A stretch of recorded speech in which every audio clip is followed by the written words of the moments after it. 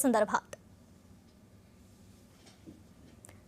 मंत्री आशिष शेलार बोलतात, थेट जाऊयात। मागून त्याच्या वर शुद्धी अशा पद्धतीचं राम मंदिरामध्ये वैधानिक धार्मिक अभियान सुद्धा सुरू झालं आहे।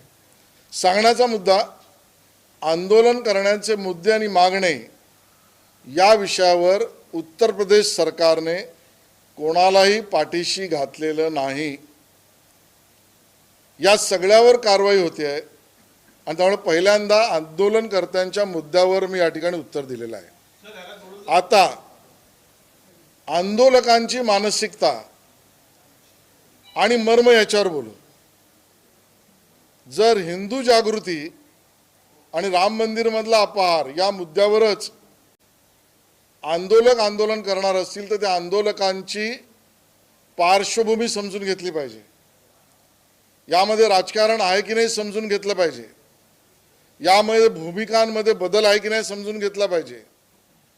यामध्ये राजकीय अभिनिवेश आहे की नाही समजून घेतलं पाहिजे। आणि हे सगळं बघितल्यावर लक्षात येतं की जे आज उबाटा सेना आंदोलन करते त्यांना हिंदू जागृती करण्या अगोदर राम, रामभक्ती, रामरक्षा आणि राम मंदिर यावर बोलण्या अगोदर समस्त हिंदू समाजाची माफी मागावी लागेल। अयोध्येच्या राम मंदिरात जाऊन प्रभू रामचंद्राच्या चरणांशी नाक घासावं लागेल।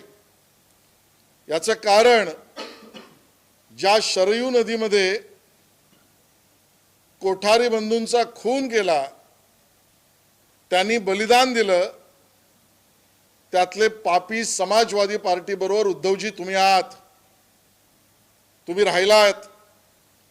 त्यामुळे हिंदू जागृती आणि राम मंदिर आणि राम रक्षा यावर बोलण्याआधी तुम्हाला हिंदू समाजाची माफी मागावी लागेल।